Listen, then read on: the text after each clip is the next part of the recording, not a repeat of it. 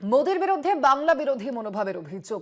বারবার বাংলার আইকনদের অপমানের অভিযোগে সরব তৃণমূল সাংসদরা। বারংবার বাংলার আইকনদের অপমান করা হচ্ছে বলে অভিযোগ তুলেছেন তৃণমূল সাংসদরা। মোদির বিরুদ্ধে বাংলা বিরোধী মনোভাবের অভিযোগ তুলছেন এবার তৃণমূল সাংসদরা। গতকালই আমরা দেখেছি প্রধানমন্ত্রী নরেন্দ্র মোদী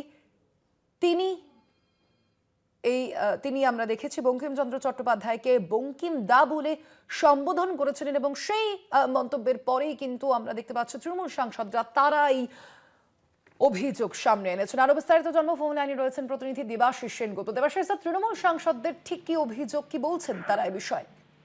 দেখো, বহুদিন ধরে তৃণমূল কংগ্রেসের সাংসদ যারা আছেন তারা বারবার বলে আসে বাংলাকে বঞ্চনা করছে এবং বাংলাকে বিভিন্নভাবে বঞ্চনা করছে। একদিকে যেমন বাংলাকে বঞ্চনা করছে, সেদিকে বাংলার যে প্রাপ্য যে টাকা, বকেয়া টাকা রয়েছে কেন্দ্রের কাছে, সেই টাকা দিচ্ছে না। বেশ কিছু প্রকল্প আছে যে প্রকল্প কেন্দ্র এবং রাজ্য যৌথভাবে চালায়।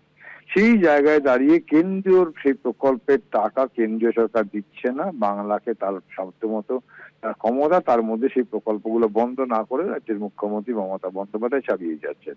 বাংলার 100 দিনের কাজের টাকা দিচ্ছে না।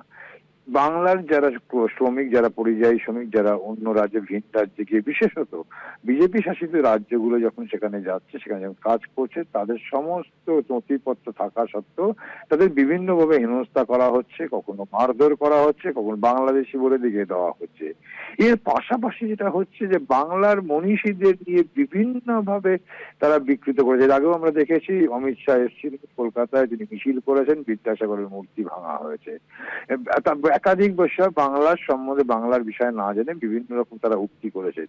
গতকাল আশ্চর্যজনক ভাবে বঙ্কিমচন্দ্র চট্টোপাধ্যায় যখন বন্দে মাতরম নিয়ে সংসদে যখন আলোচনা হচ্ছে, সেই সময় দাঁড়িয়ে দেশের প্রধানমন্ত্রী, বাংলার মনীষী বঙ্কিমচন্দ্র চট্টোপাধ্যায়, বাংলার মানুষের যারা অন্তরে থাকে, তাকে বঙ্কিম দা বলে সম্বোধন করছে, যা নিয়ে কিন্তু রীতিমতো সরগরম রাজনীতি। কেবল তাই নয়, আর এই নিয়েই কিন্তু তৃণমূল কংগ্রেসের পক্ষ থেকে সরব হয়েছে বাংলা বিরোধী মোদী এবং পাশাপাশি তাদের যে নেতৃত্ব বিভিন্নভাবে বাংলাকে হেনস্থা করছে, অসম্মান করা হয়েছে, তা নিয়েই কিন্তু বাংলার যারা সাংসদরা রয়েছেন, রাজ্যসভা লোকসভা সাংসদরা, তারা কিন্তু সেন্ট্রাল হলের বাইরে কথা বলছিলেন। ফোন লাইনে ছিলেন প্রতিনিধি দেবাশিস সেনগুপ্ত।